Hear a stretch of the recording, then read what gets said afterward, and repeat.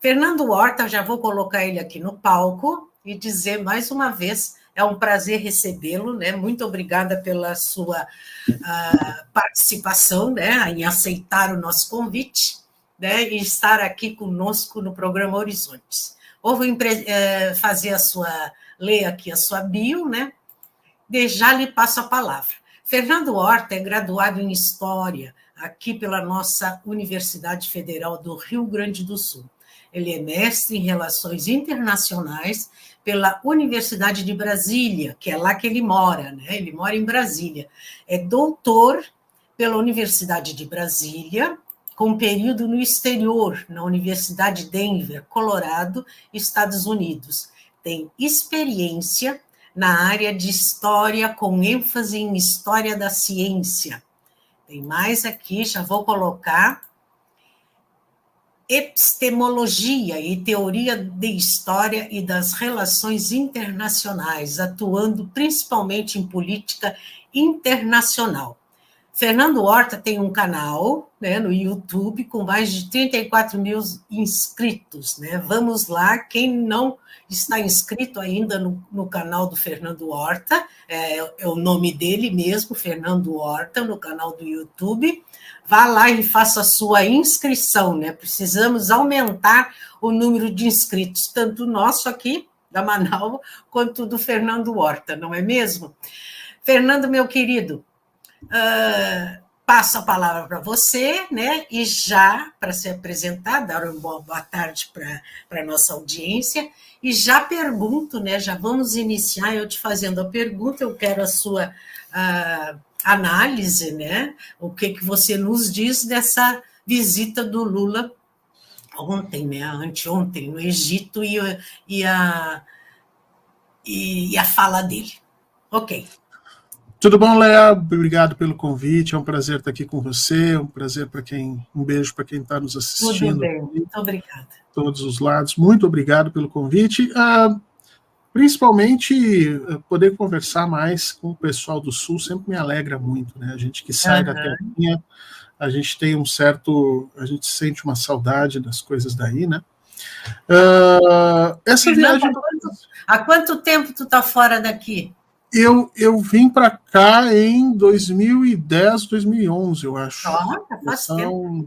São 13 anos. 13 anos. É bastante tempo. O interessante é assim, todos os meus filhos nasceram no Sul, porque a minha esposa também é gaúcha, né? Então, quando ela estava faltando 3 meses, normalmente 3 meses... Ela vinha para cá. Ela vinha para ficar com a família, com os pais e tudo, e acabaram. Então, todos eles nasceram aí. Mas o filho mais velho é que experimentou viver no Sul durante muito tempo, porque quando nós viemos para cá ele tinha 3 aninhos, 4 aninhos, os outros nasceram ali e depois voltaram para cá. Então é muito engraçado, o meu filho do meio diz assim, pai, quando é que a gente vai comer churrasco de novo, porque a gente está deixando de ser gaúcho? Então ele me cobra exatamente isso, entendeu? Para ele o comer churrasco é a forma de reafirmação de que ele é gaúcho. São coisas que a gente... que sai da terra, vai para outro lugar, vive, né? Mas, enfim, é sempre um prazer estar aqui conversando com vocês. Olha aí, o Rodrigo Rocha está perguntando como é que você está do Covid. Eu estou melhorando, eu peguei Covid aí, com um presentinho de retorno às aulas, né? As crianças voltam para as aulas e trazem o Covid e qualquer outra coisa que os coleguinhas tenham, né? Então, já vai fechar, acho que 7 dias hoje, né? Mas ainda está incomodando um pouquinho. Eu comecei a tomar corticoide uns 2 dias atrás, deu uma melhorada. Vamos ver se passa de uma vez. Mas cuidem-se, especialmente depois do carnaval, cuidem-se, tá? Porque o número de infecções vai realmente ter um pico e a gente não pode brincar. Então, se você está se sentindo gripado ou coisinha, já bota uma máscara, né?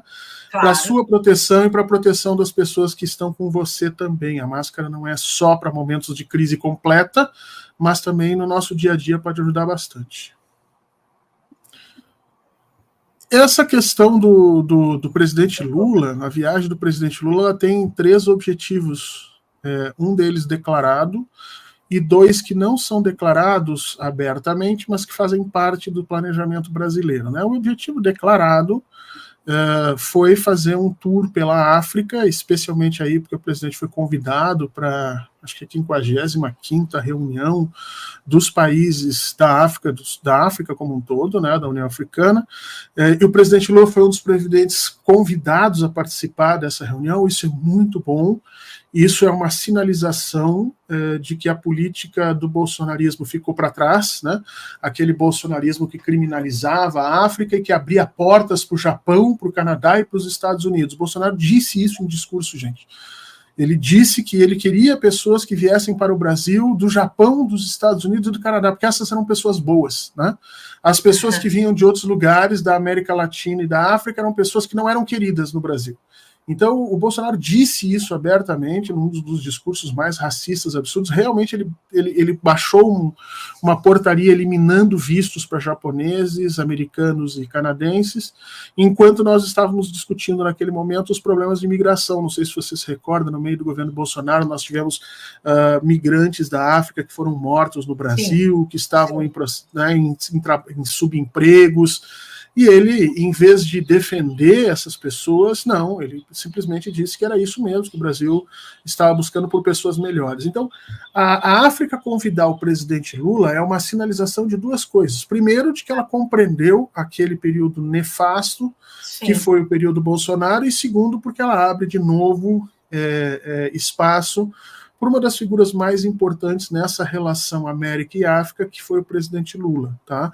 O presidente Lula é que retomou as relações com a África depois do tempo de neoliberalismo. Então, durante o período militar, os militares se voltaram para a África para vender coisas para lá. Em especial, a Petrobras foi botar o pé na África durante os militares e as empresas de armas brasileiras foram vender coisas para lá. Então, uma parte significativa das crianças que perderam pés e mãos por conta de minas terrestres na África, em vários países na África, é por causa do Brasil, porque a empresa brasileira de material bélico, a Imbel, encontrou na África uma possibilidade de vender minas terrestres. Então, é uma história, é um horror isso que aconteceu, né? Mas foi a primeira aproximação do Brasil com a África no século XX, nesse período dos militares. Daí entra o período neoliberal, em que nós viramos as costas para a África, não fazia sentido nenhum, até o Fernando Henrique Cardoso fechou embaixadas, fazia discursos bonitos,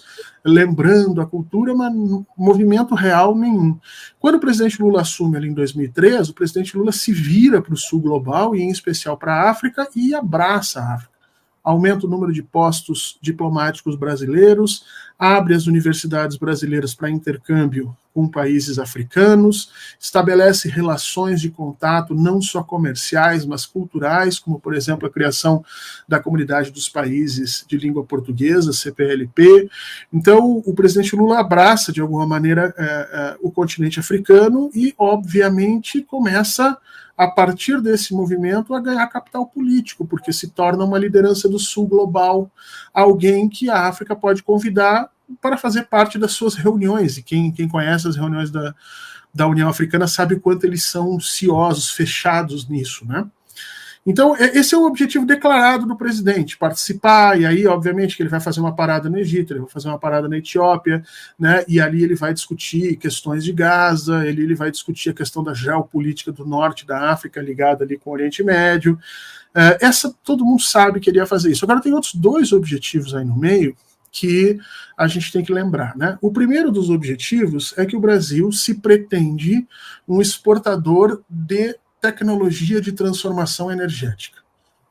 Esse foi o caminho que foi dado para a Petrobras, agora no governo Lula, né? Se chegou para a Petrobras e disse, olha, nós vamos investir em transformação da nossa matriz energética, nós não vamos usar combustível fóssil para o resto da vida, então eu quero que a Petrobras comece a fazer essa mudança da sua matriz energética. Ela continua como grande produtora e vendedora de petróleo, mas o que o presidente está fazendo pensa para o futuro. Daqui a 20, 30 anos eu quero que a gente também esteja exportando energia limpa, seja através do hidrogênio verde, seja através de outras fontes renováveis. Então a Petrobras está investindo muito em pesquisa nisso, e está já botando o pé na África de novo para fazer esses investimentos. Uma parte também tem a ver com captação de poços de petróleo, projetos conjuntos que possam ser feitos, mas se colocando como um país que vai, a partir de agora, disputar esse mercado de energia limpa que tende a ser o futuro. Tá? Nesse sentido, por que não está se fazendo um alarido muito grande, não se está mencionando isso? Por quê? Não interessa aos Estados Unidos mencionar esse tipo de coisa, especialmente nesse problema eleitoral que eles estão vivendo, porque o Donald Trump não tem interesse nenhum em fazer esse tipo de coisa, e os americanos não vão fazer propaganda do Brasil. E não interessa aos chineses também reconhecerem que o Brasil está nesse mercado, porque esse é um dos mercados que a China também está querendo, mas nesse caso, o Brasil, nesse momento, está no mesmo ponto da China na transição. No mercado de transição energética, sim. No mercado de tecnologia, não. A China está muito mais avançada. Mas na transição energética, o Brasil tem tecnologia para brigar com a China. Então a China nos vê na África como um concorrente.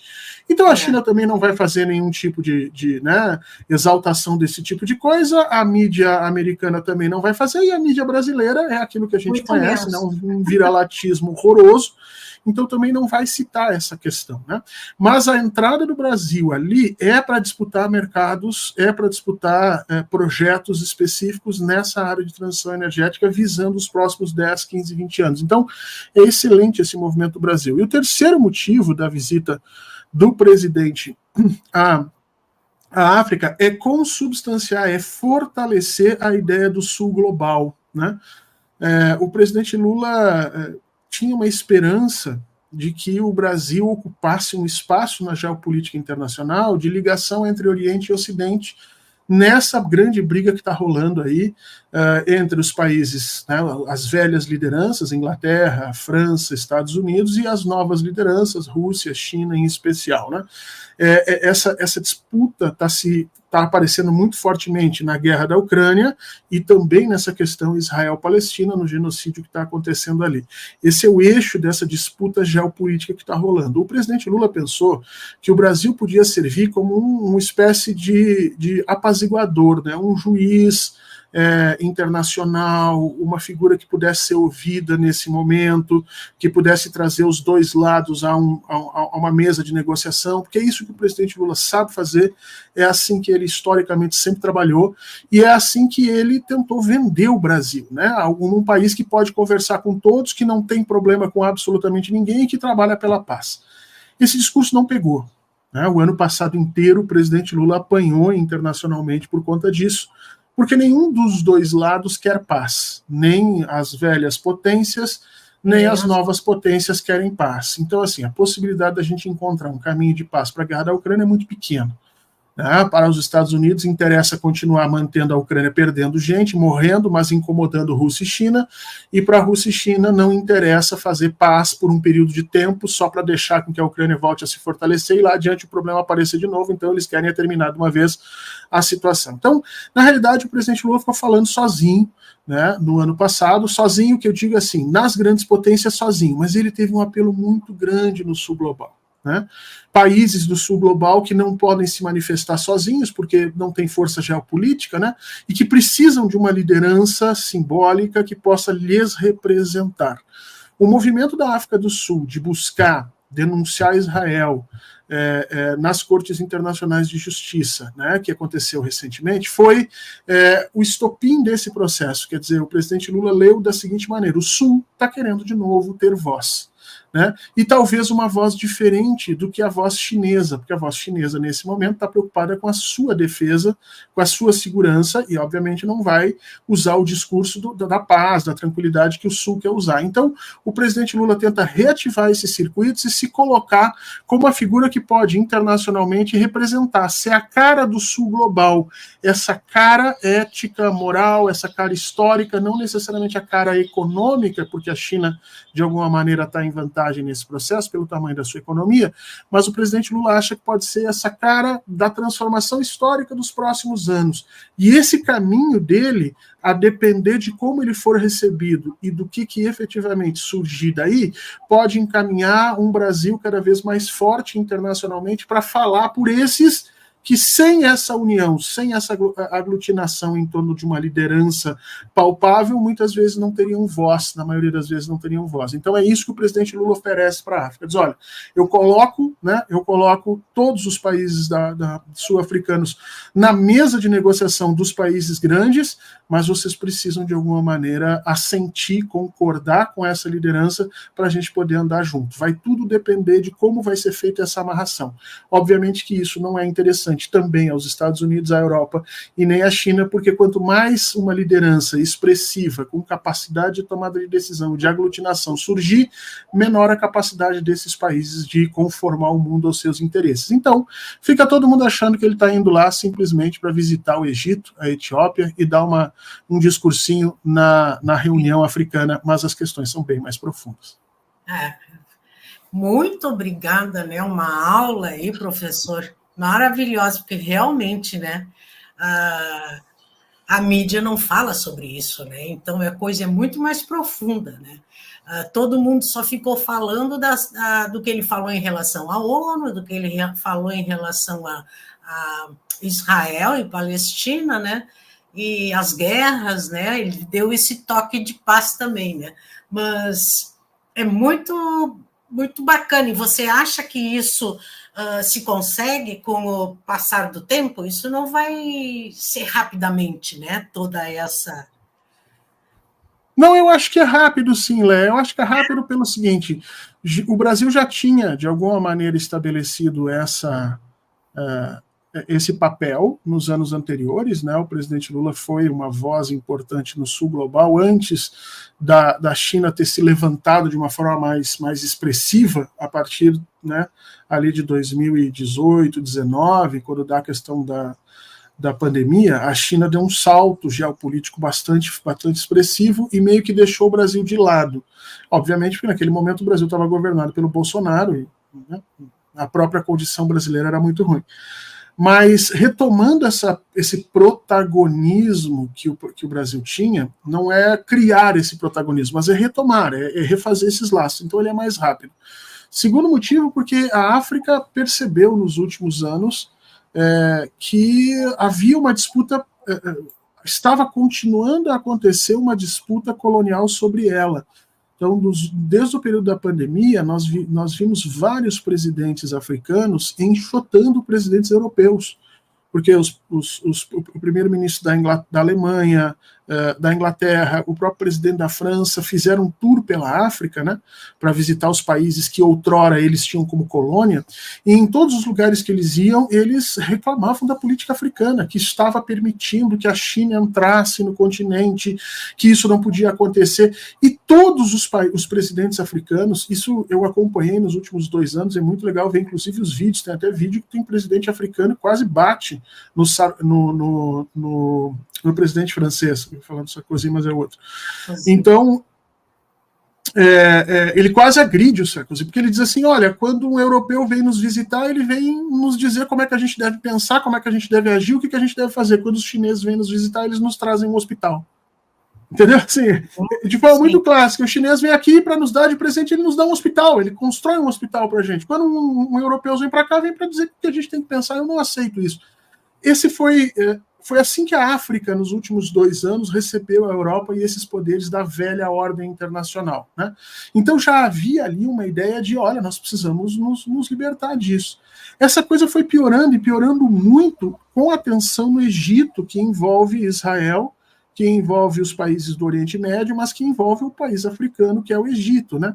E o Egito, não sei se você percebeu, mas sempre aparece nesse conflito, ele sempre aparece como um país que sofre o conflito, mas que não tem voz ativa. As decisões são tomadas por Israel é que decide se abre ou se fecha a fronteira, Israel é que decide se entra ou se sai refugiado, e ele quer simplesmente se ver livre, mandando as coisas para o Egito, mas nunca ninguém pergunta qual é a posição do Egito, o que o Egito... Então a proximidade do presidente Lula nessa questão, trazendo a voz para o Egito, da mesma forma como vai dar voz a esses países africanos nos foros internacionais que o Brasil tem assento.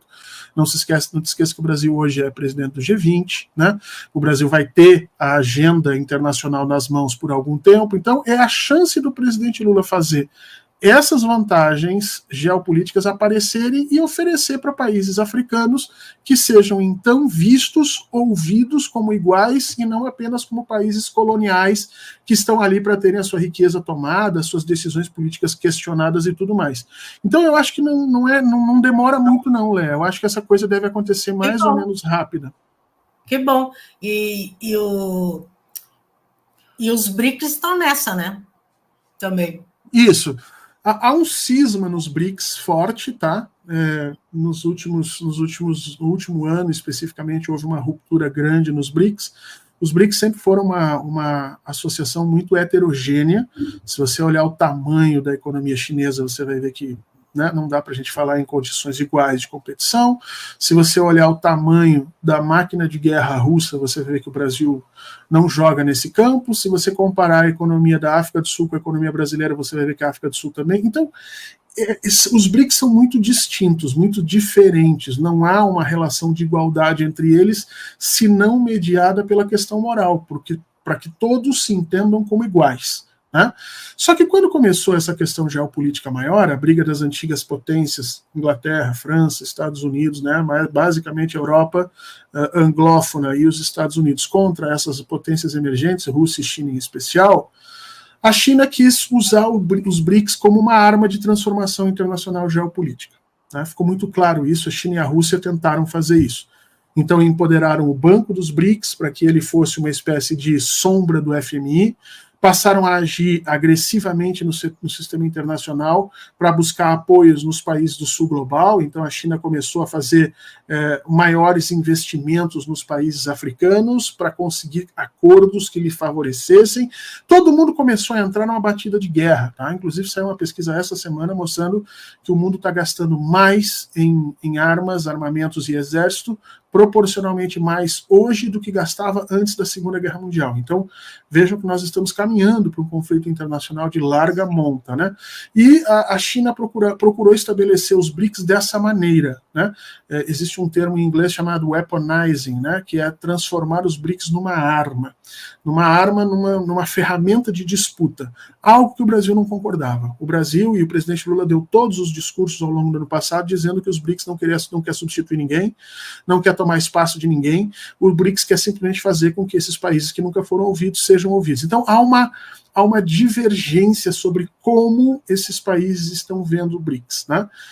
O exemplo muito claro foi quando houve a expansão dos BRICS, que inicialmente se queria que Irã, obviamente o Irã, por conta dessa coalizão anti-Estados Unidos, anti-Europa, viesse se materializar, e o Brasil exigiu que entrassem países pobres da África e que entrasse um país sul-americano, que no caso foi convidada a Argentina e que o Milei já avisou que não vai entrar. Então, há um cisma ali, há um racha entre o que o BRICS, a posição do que o BRICS deve ser.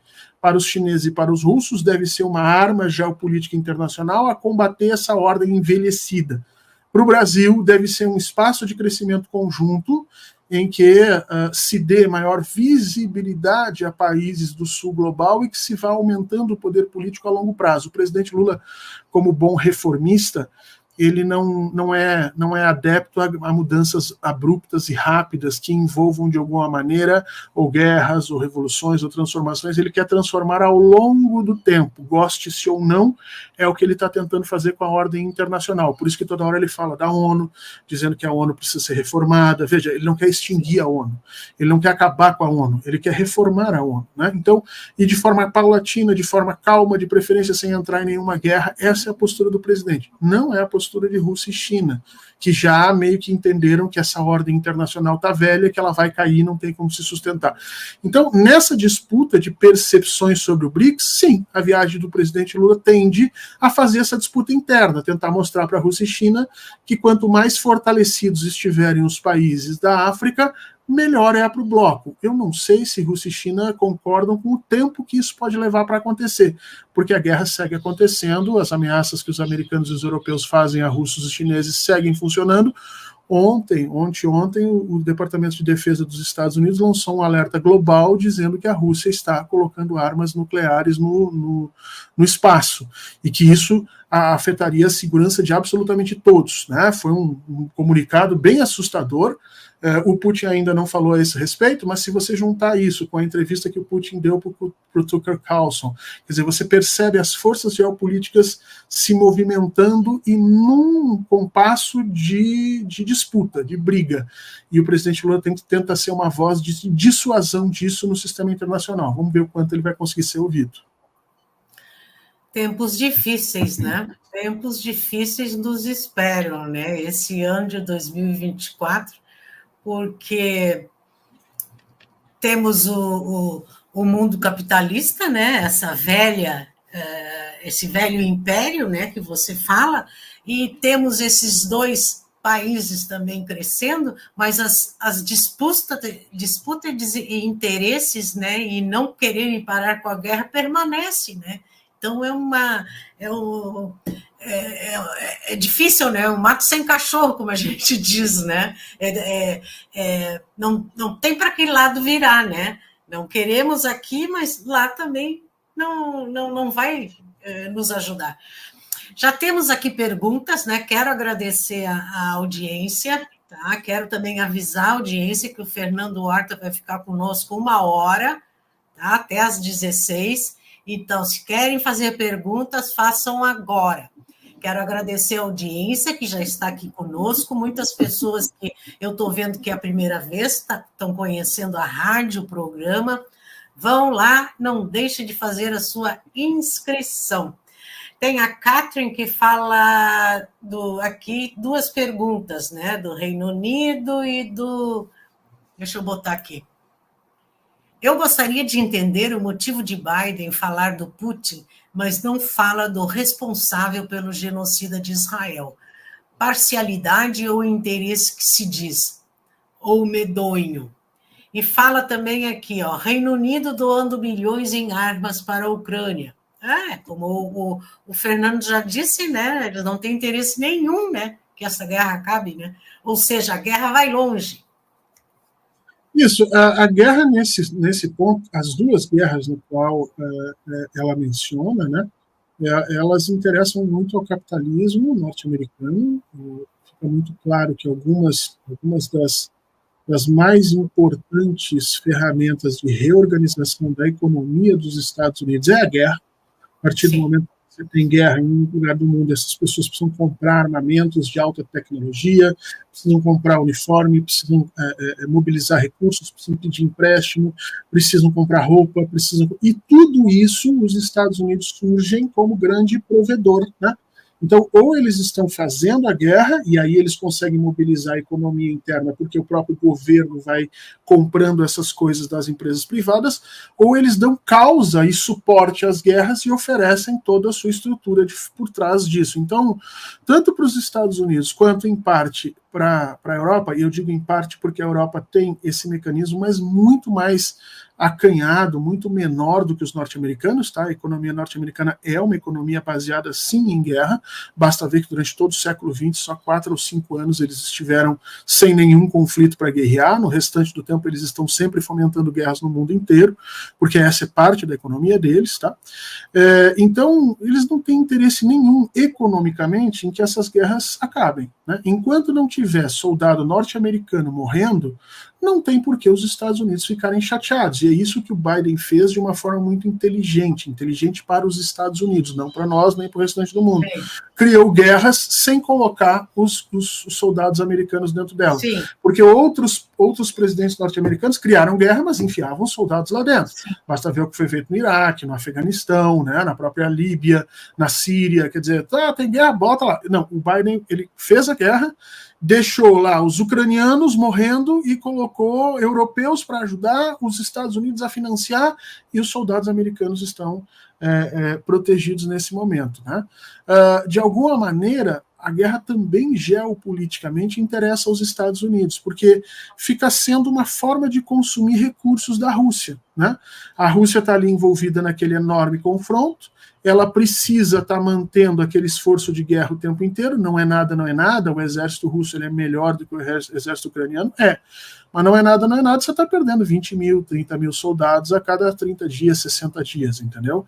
É muita coisa para um país, se você for parar para pensar, ele vai sendo, né, consumido. Além disso, essas guerras estão servindo para que os norte-americanos tenham informação sobre a máquina de guerra russa. Porque desde 2018, a Rússia anunciou para o mundo uma série de tecnologias militares disruptivas. Alguns analistas, inclusive, dizem que ela hoje tem tecnologia maior no campo militar do que os Estados Unidos. Só que, obviamente, a Rússia não ia explicar que tecnologia é essa, nem comprovar a sua eficácia no campo de batalha. Então ela só mostrou os mísseis gigantescos, os aviões de última geração, os tanques, né, as coisas supersônicas para lá e para cá, mas nunca tinha dito como aquilo funcionava. E os Estados Unidos agora estão usando a Ucrânia para obter essas informações. Então veja que a Rússia reluta em botar o seu equipamento mais avançado na guerra da Ucrânia, porque seria como se você tentasse matar a mosca, né, com raio laser. A Rússia não vai fazer isso.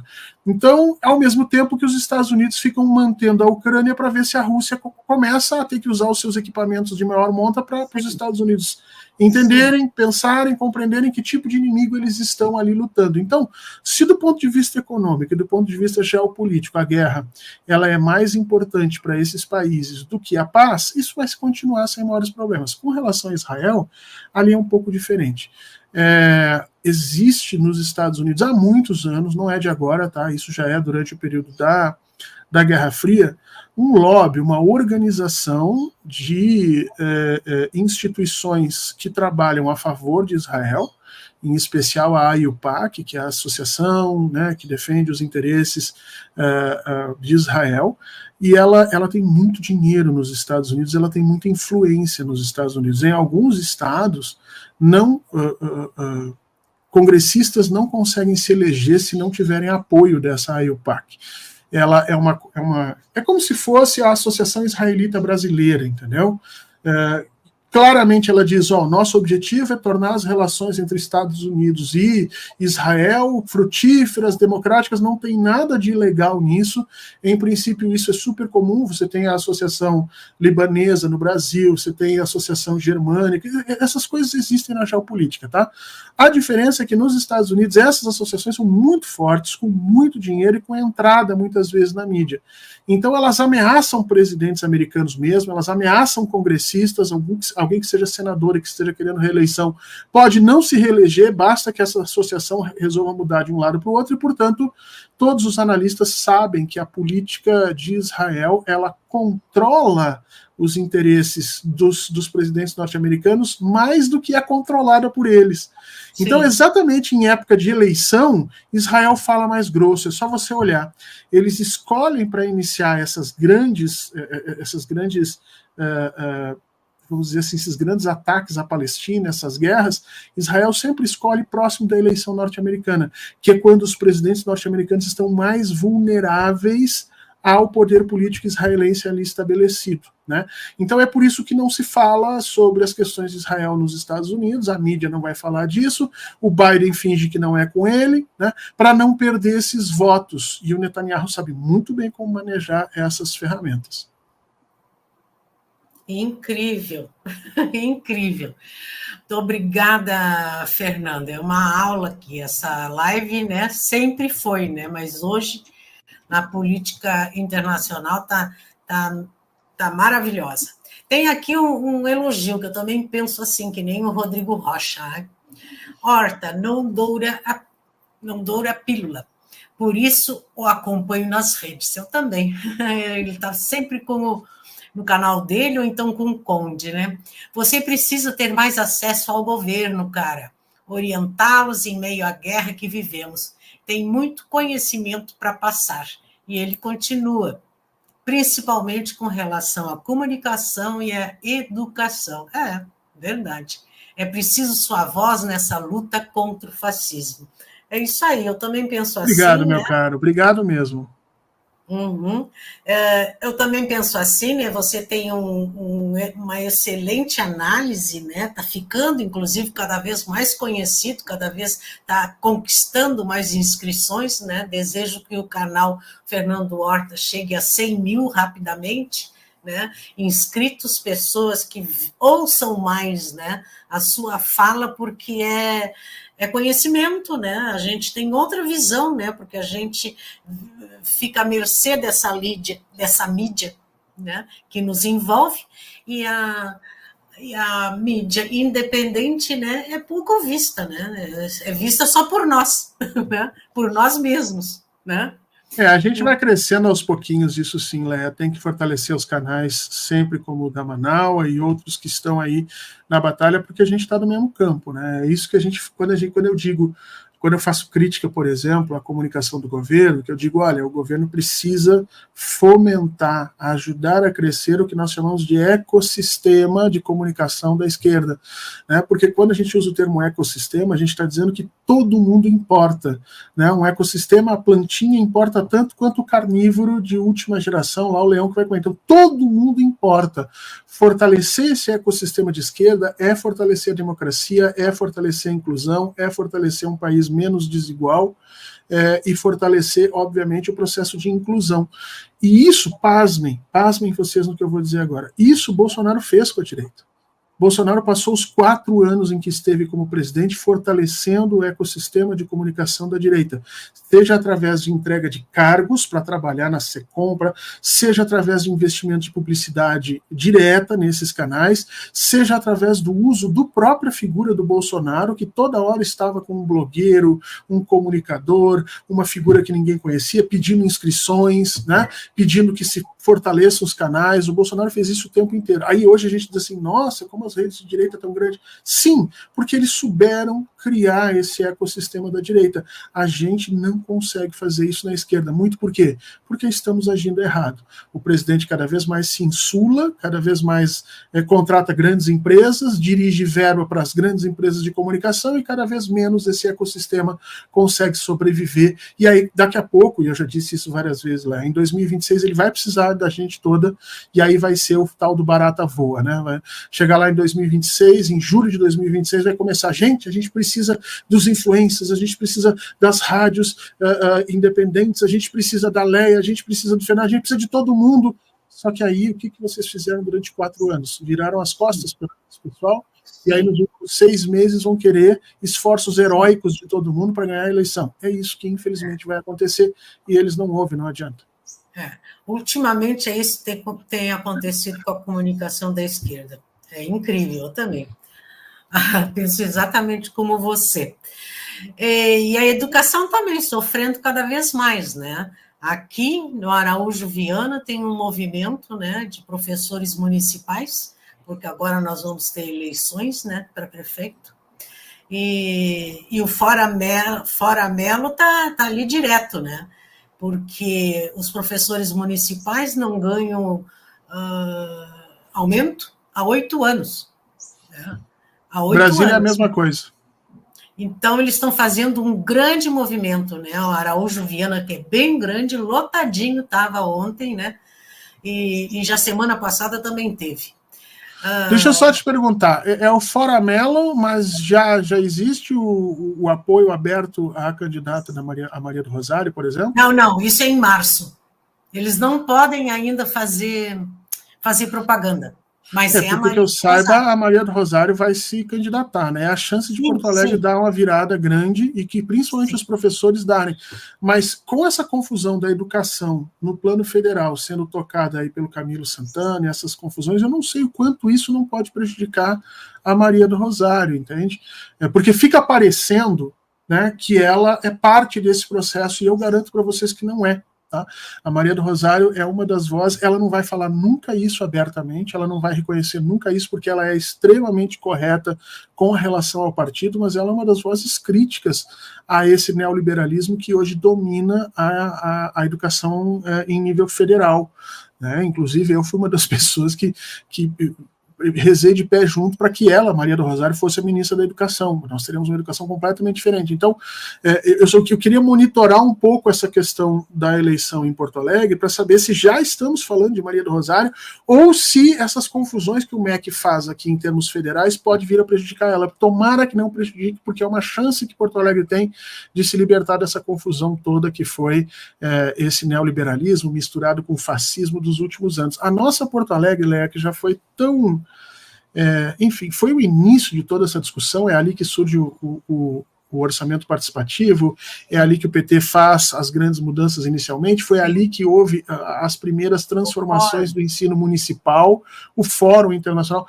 Eu disse para Maria do Rosário esses dias, né? Porto Alegre já foi um sonho que todo mundo sonhou junto. Exatamente. E hoje é um pesadelo que cada um está tendo que enfrentar sozinho, né? Porque a prefeitura não está nem aí para ninguém, um grupo está sem luz, outro grupo está sem água, outro grupo está sem segurança, outro grupo está sem educação, e a prefeitura não está nem aí para o pastel. Talvez seja o momento da gente se organizar e dizer um basta nisso, Porto Alegre voltar Exatamente. A mostrar que tem esse sentimento coletivo e que quer transformação e mudança, né? Exatamente. Eu sei que a Maria do Rosário já é escolhida, né? E que o Melo quer se recandidatar, isso é certo. Mas não, a campanha não começou, é só em março que inicia, né? Então, eu nem sei quem é a vice, né? Nem de um, nem de outro. Vamos lá aqui. Mas é a nossa esperança, né? O PT está junto com... O PSOL está junto com o PT, né? Então, é uma união, né? E todo o estrago que aconteceu aqui, né? Que o Melo não tem culpa da Equatorial, mas ele não equipou o DEMAI, né? Não equipou o DEMAI, né? Então, o DEMAI não tinha nem gerador para funcionar, né? Então, não teve água e não teve luz. Imagina Porto Alegre, uma capital do tamanho de Porto Alegre, no século XXI, ficar sem água e sem luz. É só louco para achar que esse sistema, que essa forma de organização da nossa economia, de algum jeito, tem funcionado. Não tem. É uma crise atrás da outra. Uhum. Aqui o Rodrigo volta, ó. Tem uma pergunta de milhões para você. Falando de comunicação, como combater essa mídia aberta, golpista? Querendo ou não, ainda chegam com muita força na massa. É verdade. A gente não vai combater eles, né? Na realidade, desculpa, a gente nunca vai evitar que eles cheguem na massa. A gente vai fazer a disputa ideológica. Como é que a gente faz isso? Através de organizações locais, através de formação, né? Eu tenho brigado muito isso. Uma parte, o que une comunicação e educação, né? É a palavra formação política. Formação política une esses dois sistemas. Então, o que nós temos que fazer é a mesma fórmula para combater essa desinformação ou esses canais neoliberais para combater o fascismo. Quer dizer, você precisa chegar nas pessoas e mostrar para elas que aquele discurso que elas estão ouvindo não oferece mudança real na vida delas. E, na realidade, são discursos que mantêm a vida delas tão ou mais desgraçadas quanto elas estão vivendo, né? E como é que a gente faz isso? A gente faz isso através do processo de formação.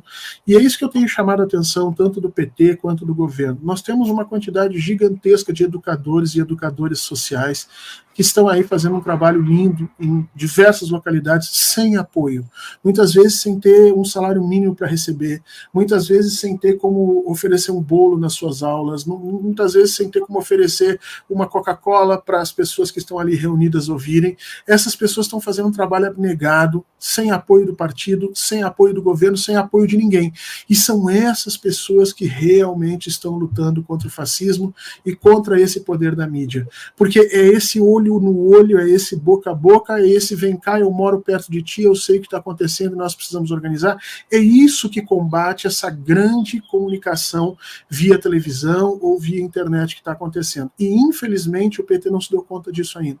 Então, fica tentando criar rádio de televisão, fica tentando ganhar concessão disso, concessão daquilo, quando deveria era abraçar o processo de formação, encampar esses grupos de educadores populares, criar redes de formação pelo pelo país inteiro, se tentou criar com os comitês Lula livre, mas isso não deu certo, porque o partido tenta fazer isso na base do upa-lelê, vamos lá, gente, vamos todo mundo trabalhar, esquece que as pessoas têm que pagar conta, e num país onde você tem 11, 12% de juro ao mês no banco, você não pode se dar o luxo de trabalhar sem receber, e aí o que acontece? Essas redes todas, elas acabam morrendo à míngua, o pessoal que trabalha com isso vai se desgastando, se desgostando do governo, vai se afastando, e cada vez mais aquele poder duro e imperial das grandes comunicações acaba prevalecendo. Por quê? Por falta de uma operacionalidade nesse processo de formação política, que é a grande arma da esquerda, sempre foi, desde 1917, na Revolução Russa, foi assim que nós trabalhamos, e que de uns tempos para cá a gente resolveu esquecer. E olha que interessante, Leia, nós esquecemos de fazer essa formação, esquecemos, entre aspas, né? E achamos que o caminho agora é contratar grandes empresas de comunicação nas redes e tudo mais. Então canalizamos os nossos recursos lá para cima e historicamente esquecemos de botar ele aqui embaixo. Em compensação, a direita e a extrema-direita aprenderam a fazer isso botando os recursos embaixo. E fazem cada vez mais esse trabalho de base, seja através das igrejas evangélicas, seja através dos grupos de jovens estudantes que vão fazendo círculos liberais e aqui e acolá, e vão fazendo aquilo que a esquerda fez a vida inteira para se manter vivo. Hoje a direita faz, e faz melhor do que a gente, e a gente perde nos dois campos. E aí eu sou obrigado a ouvir gente velha, muitas vezes velha, na direção do partido ou dentro do governo, dizer assim, mas eu não entendo o que está acontecendo. É fácil de explicar. Vocês esqueceram as raízes de vocês e estão tentando comprar coisas que não conseguem pagar, enquanto a direita aprendeu a fazer o que nós sempre fizemos e ainda tem dinheiro e capacidade para mexer nesses grandes círculos de comunicação. Exatamente, ganham fortunas, né? Fortunas são doadas para serem feitas isso, né? Inclusive a gente sabe também do exterior, né? Que vem. Nadam de braçada, diz aqui o Ricardo Coelho. Ó. A campanha nem começou, mas desde outubro o prefeito Sebastião Melo montou um frentão. Eles chegando, incrível, nadam de braçada. É verdade, é verdade. A comunicação deles é exatamente isso. A Catherine volta aqui e diz, infelizmente, muitos professores aqui do Sul, por incrível que pareça, votaram na direita. E acredito também que ela pode ser prejudicada, a Maria do Rosário, né, com movimentos paralelos antes das eleições, né? A Maria do Rosário. Diga, Maria do Rosário. O Rodrigo, sim, para quem se dispõe a ouvir, a gente pode até conversar. Agora tem outros aqui em Goiânia, por exemplo, que antes conversavam comigo e hoje me olham com cara feia. Foi uma lavagem cerebral. Foi, mas o caminho para chegar nessas pessoas, Rodrigo, já que você está fazendo esse trabalho, o caminho para chegar nessas pessoas é nunca chegar oferecendo a solução, né? Porque a gente, quando a gente vai fazer formação política, às vezes as pessoas pensam que formação política é assim, você chega e dá uma palestra, praticamente você diz para a pessoa assim, eu vou te ensinar a pensar, e quando você faz isso, a pessoa se fecha. O que você tem que fazer é convidar a pessoa que está ali a ser crítica, né?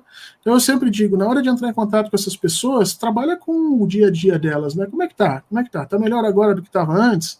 E a pessoa vai olhar para ti e vai virar a cara, porque ela sabe que deu uma melhorada, mas ela não quer reconhecer que deu uma melhorada. E aí você tem que fazer e extrair isso dela, né? Mostrar como a vida melhorou a partir de decisões e de ações do governo, né? Olha, durante Bolsonaro você tinha isso e aconteceu aquilo, né? Agora nós temos um governo que olha para baixo. Então você precisa nunca chegar com a resposta pronta, mas sempre convidar a reflexão. Não é um trabalho fácil. Por isso que a gente precisa tanto de educadores e educadoras populares que tenham experiência no que estão fazendo. Porque não adianta nada você botar um cara lá para dar uma palestra de alguma coisa, que essa palestra vai cair no nada, nos ouvidos moucos, e só vai acabar atingindo pessoas que já são da nossa bolha.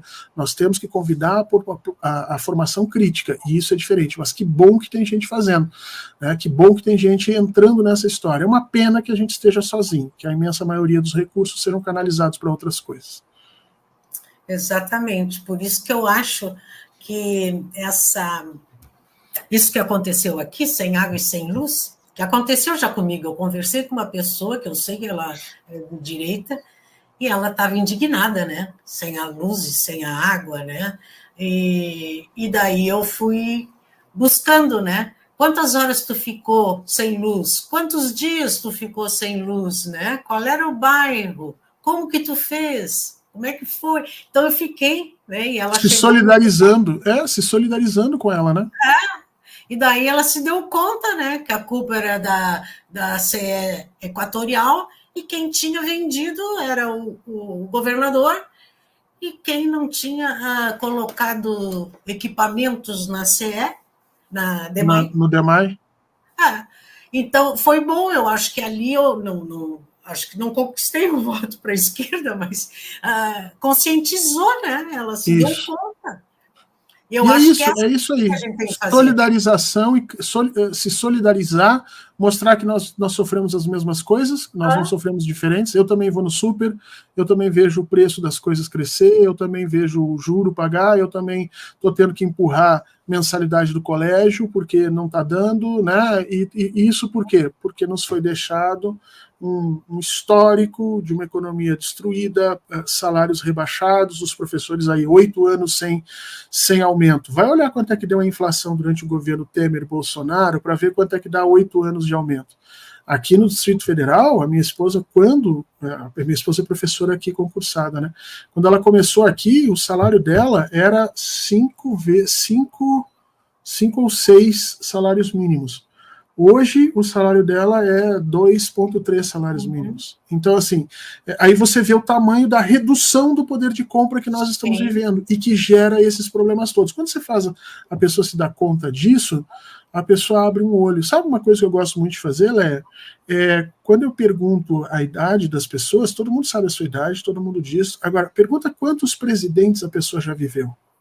Porque quando você faz a pergunta em número de presidentes, a pessoa tem que começar a pensar em ciclos políticos.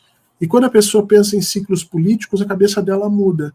E a partir dali ela vai ver a vida dela, os seus altos e baixos, a partir dos ciclos políticos.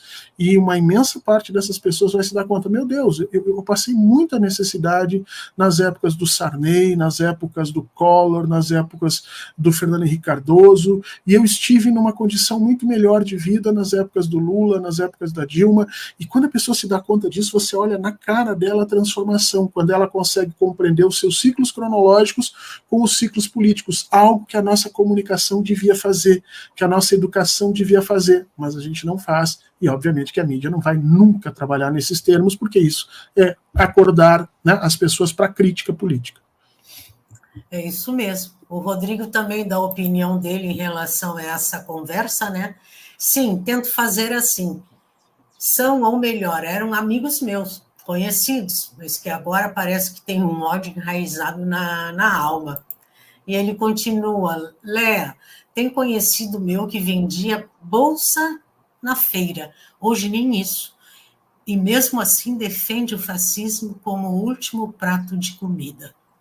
Essas pessoas, Fernando, sempre foram fascistas e agora estão se identificando com esse pensamento? O fascismo é um pacote, né? Você nunca vai ter uma pessoa dizendo assim, eu gosto disso e não gosto daquilo do fascismo. Não. Quem apoia o pacote. E o que é esse pacote? Esse pacote tem a ideia de uma sociedade desigual por natureza. Então, na cabeça deles, existem pessoas melhores e pessoas piores, pessoas mais inteligentes, pessoas não menos inteligentes, e, portanto, a alocação de recursos da sociedade deveria ser conforme as pessoas se mostram, mais inteligentes, mais fortes e tudo mais. Isso dá origem ao pensamento racista, né? Por caminhos tortos, essa gente acaba chegando à conclusão que negros, indígenas, mulheres são a parte mais frágil da sociedade, aqueles que física e intelectualmente não operam, né, com justeza, com a grandiosidade que uma sociedade merece. E os homens brancos, então, estão no topo disso. Então, quem concorda com isso, quando você fala, nós temos que fazer tornar o Brasil maior, na cabeça dele, ele compra o pacote fascista inteiro fechado, que trabalha com essa noção de desigualdade, que trabalha com a ideia do racismo, que trabalha com a ideia antidemocrática, ou seja, a democracia é um erro, porque a democracia dá voz igual para todo mundo, e as pessoas não são iguais, tem vagabundo que não quer quer trabalhar, tem vagabundo que não é bom o suficiente, né? E obviamente que essas pessoas sempre se veem como o centro de todas as virtudes. Eles são tudo de bom, tudo maravilhoso, tudo fantástico, portanto, todos os recursos têm que sair deles. Quando eles fecham esse pacote do fascismo, né, que eles fecham isso tudo, a partir daí, defender qualquer um dos pontos do fascismo é defender esse pensamento central. Então eles vão apoiar o Bolsonaro, não importa o que o Bolsonaro faça. Por quê? Porque eles concordam com muito do que o Bolsonaro está ali dizendo e acham que a posição deles na sociedade está subvalorizada por conta da democracia e da esquerda. Então, para eles, entender o mundo a partir das óticas fascistas significa se colocar no centro disso tudo com legitimidade para postular os recursos. Então, olha, eu estou aqui hoje ser desempregado, passando necessidade, mas isso é por quê? Ah, porque nós temos um governo de esquerda, de vagabundos mamadores, que não reconhece o quanto eu sou melhor do que todos esses que estão aí hoje recebendo benefícios. Na época do Bolsonaro, quem recebia os benefícios era eu, e, portanto, isso era maravilhoso, fantástico e sensacional. Então, esse tipo de pensamento, ele é um pensamento que protege a si mesmo. Não sei se as pessoas entenderam. Quando a pessoa defende o Bolsonaro, ela está defendendo a si mesma, ela está defendendo o que ela pensa, o que ela imagina, o lugar que ela deveria ter na sociedade não está, e isso gera ódio. Gera ódio porque dá aquele sentimento assim, eu não tenho o que eu deveria ter, eu não sou o que eu deveria ser, por conta dessa democracia, dessa questão de que todos são iguais, e isso tudo é uma grande mentira. Então eu estou passando necessidade, meus filhos estão passando necessidades por conta dos governos de esquerda. É isso que a gente tem que desmontar. E mostrar para eles que eles passavam necessidade antes de governos de esquerda e que seguiram passando necessidade em grande medida porque o governo que eles supostamente apoiaram carreou dinheiro para a parte de cima da sociedade e deixou todo mundo com migalhas. Então esse é um trabalho difícil, de formiguinha, mas que a gente tem que abrir porque se a gente não desfizer o ódio, não vai mudar nunca a polarização. A última informação que a gente tem de pesquisas é que 43% da população brasileira segue acreditando que Bolsonaro é perseguido. Então, veja, passados um ano e pouco do governo Lula, já 1 ano e 2 meses, nós não conseguimos dissolver ou diminuir a polarização. Na realidade, ela continua baseada no ódio e na disputa por recursos que a sociedade deveria ter, e é isso que a gente tem que desmontar. É verdade. Muito obrigada, Fernando. Eu vou ler aqui o Ricardo Coelho, a colaboração dele, e depois eu quero te perguntar sobre o dia 25 de fevereiro. A gente já está assim, nos últimos minutinhos, né? Eu sei que tu tem compromisso depois. Então, uma colega tomava banho de caneca e no escuro depois do temporal, mas votou no Melo por ser o menos pior. E no Leite, pois ama ele de paixão. Dizer o quê? É uma pessoa com formação universitária. É isso aí. O Rodrigo acertou, ele já antecipou Horta, e sobre essa manifestação do dia 25. Era o que eu quero que você encerre fazendo essa análise, o que você pensa em relação a isso, porque eu já vi essa semana, eu caminho todas as manhãs na Redenção, tá? E eu já vi ontem e hoje pessoas de camisa do Brasil amarela, né? O vovô e o netinho, tá? E hoje foi um outro senhor que entrou, não me lembro onde é que ele entrou. Eu ia bater uma foto, ele caminhando de costas, mas daí eu perdi. Ele entrou num local para fazer lanche, ele entrou na confeitaria. Então, Horta, o que você acha dessa... Vai ser como é que eu vou te dizer? Muito ruim para nós isso, né? Isso não devia acontecer. Pelo lado do... Eu sou daqueles de esquerda que eu tenho muito medo de criminalizar movimentos de povo na rua, tá? Eu acho que esse é um caminho errado. A gente dizer, olha, não pode...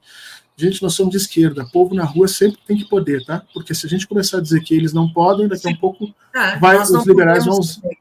da mesma forma, né?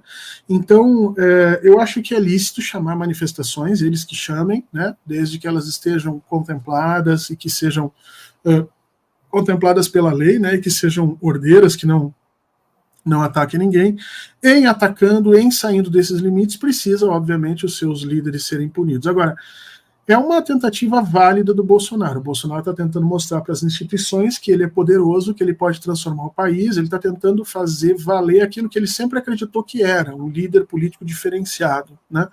É óbvio que ele vai fazer isso já caminhando para uma outra tentativa de golpe. Eu tenho certeza absoluta que as manifestações do dia 25 não serão ordeiras, não serão honestas, não serão corretas, mas isso não é motivo para eu anteriormente tentar cancelá-las. Eu tenho que me preparar para agir sobre elas caso elas saiam do limite.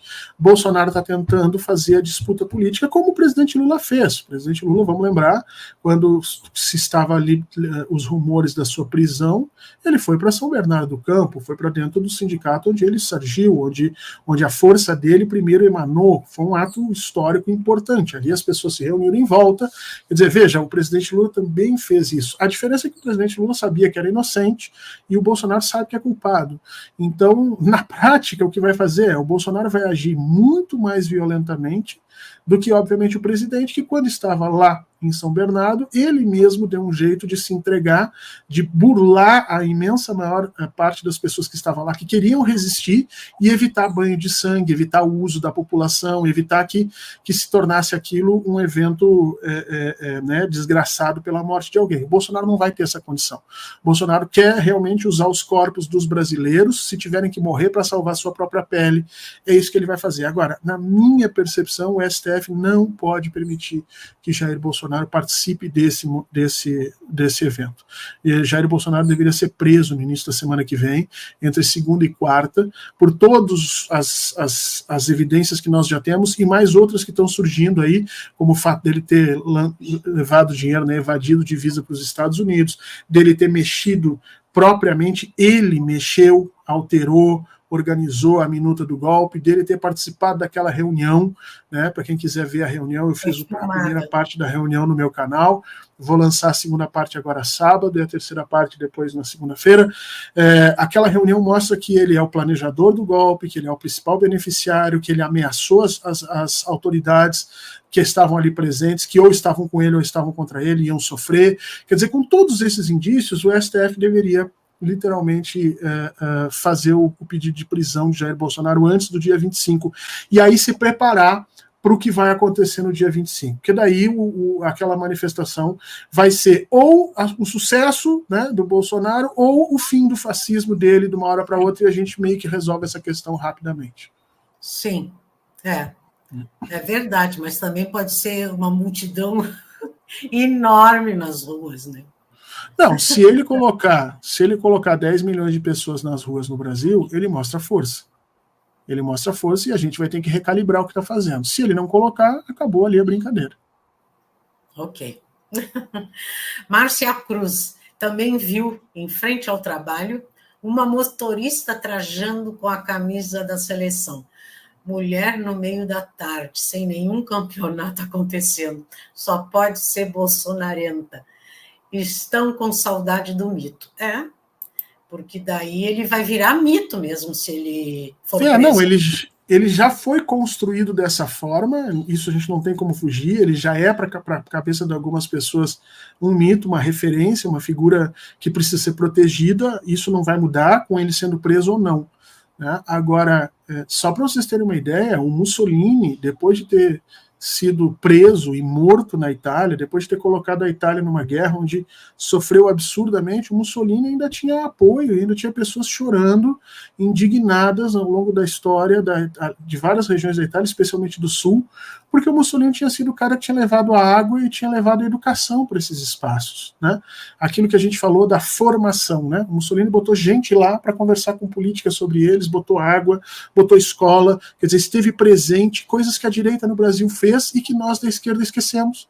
A gente esqueceu, a gente achou que, de alguma maneira, as pessoas vão começar a pensar como a gente pensa, porque elas vão acordar moralmente para as coisas, e não é assim. Eu preciso fazer formação, eu preciso entrar nas comunidades e conversar com as pessoas. Os nossos políticos estão cada vez mais, vamos dizer assim, encalacrados, enfiados dentro de parlamentos, longe da população.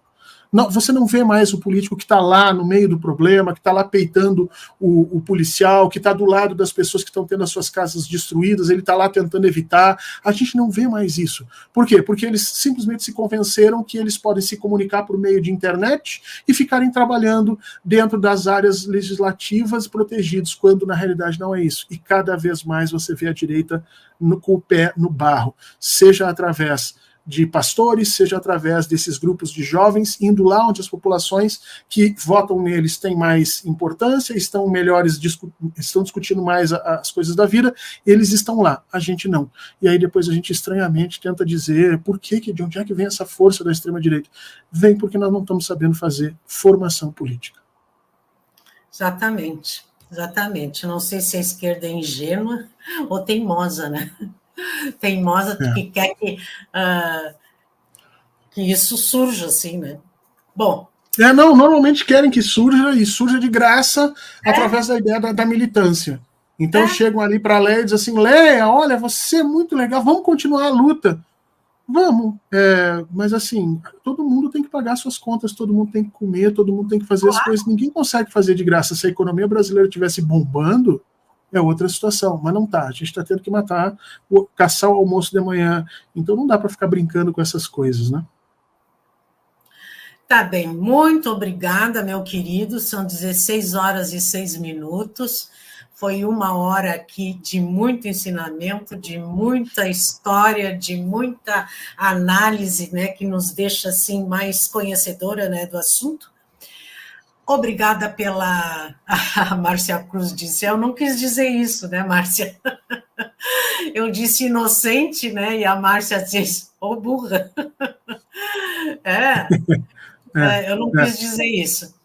A Fanca diz assim, não vai haver essa multidão, porque ainda estão sob a ressaca do 8 de janeiro. O brasileiro bozó é um ser que tem medo, covardes fingidos de heróis. Obrigada, Fanca. Rodrigo Rocha, valeu, né? É isso aí, muito, muito obrigada por vocês estarem aqui conosco, obrigada por essa audiência. Não esqueçam de dar o like lá no YouTube, fazer a sua inscrição, isso é muito importante para a Rádio Manaus. Fernando, um grande beijo, um bom final de tarde, um excelente fim de semana, e que você fique logo, segunda-feira já esteja, né? Fique de molho ainda, né? Mais 2 dias, mas segunda-feira você já está firme e forte. Tá? E a Obrigado, família Léa. Obrigado, Léa, obrigado pelo convite. Quando precisar, eu estou aqui à disposição.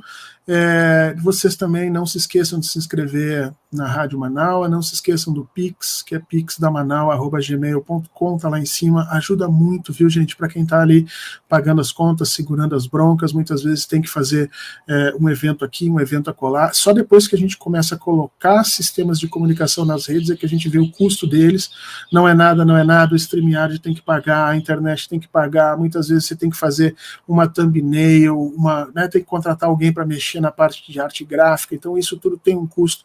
Ajudem como vocês puderem, sempre vai ajudar, mas é importante que a gente fortaleça esse ecossistema de esquerda, quer dizer, ninguém tira o espaço de ninguém, a esquerda tem que aprender que nas redes, quanto mais a gente compartilhar, mais a gente tem.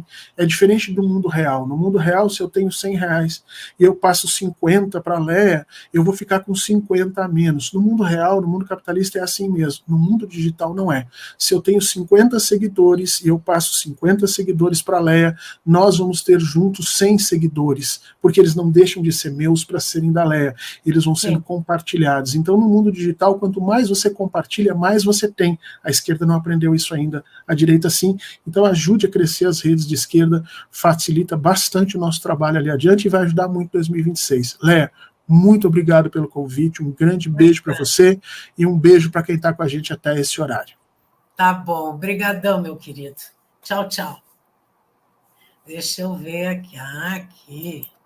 Tchau. Ajude a financiar este canal, seja membro. Mande um Pix para canalfernandororta@gmail.com.